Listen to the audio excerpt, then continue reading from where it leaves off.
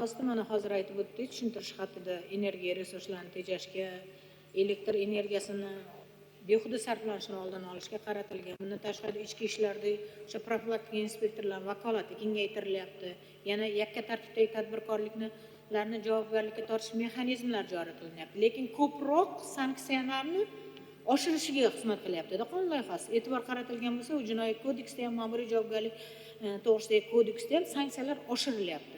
Shu joyda aytmoqchimanda, bu jarimalar miqdorini oshirilishi qanchalik yana huquqbuzarliklarning oldini oladi deb o'ylaysiz? Jarima miqdorlarini nimaga asoslanib oshiryapmiz? Aholining daromad manbalari hisobga olinganmi? Chunki bitta narsa amaldagi hozir ko'rsak 10 barobar bazaviy hisoblash miqdorini o'zi 4 million 120 mingga to'g'ri kelyapti. 10 barobar bo'lsa. Bu butun dunyoda hozir huquqbuzarliklarning oldini olish ko'proq targ'ibot ishlariga, aholini, fuqarolarning huquqiy ongini oshirishga qaratilgan bir paytda jarimalar bilan shug'ullanish, jarimalarni ko'paytirish qanchalik darajada to'g'ri bo'ladi? Biz aholini qiynab qo'ymaymizmi?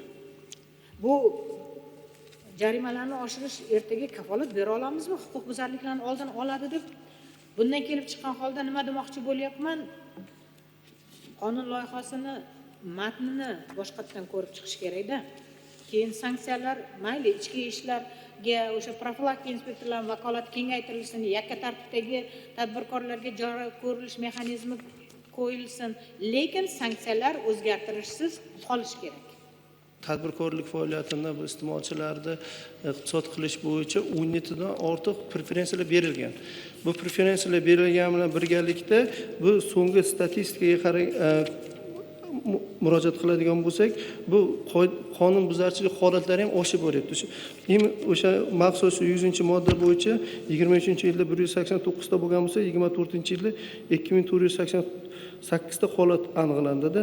Bu ham imtiyoz yaratilgani bilan birgalikda bu noqonuniy foydalanish holatlari oshyapti. Buni shu yana bir ta'sir chorasi qilib bu sanksiyalar o'sha jarimalarni oshirish deb hisoblaymiz. Chunki bu aholida, bu o'sha iste'molchida bunda shu qonunni buzish bu to'g'ri emasligi to'g'risidagi bir tushuncha shakllantirish kerak. Bu endi bitta joyda e'tiboringizni qaratishga harakat qilardim. Bu hamma shu jarimalar ham faqatgina shu qonunni buzgan odam, shu qonunni buzgan odamga nisbatan tatbiq qilinadi. O'sha tadbirkorga tatbiq etiladi-da. Bu yerda agar shu qonunni buzmasdan to'g'ri ishlasa, bu tadbirkorlik subyekti bu qonunchilikda qanaqa kattalikda jarima belgilanishidan qat'iy nazar undan qo'rqmash kerak.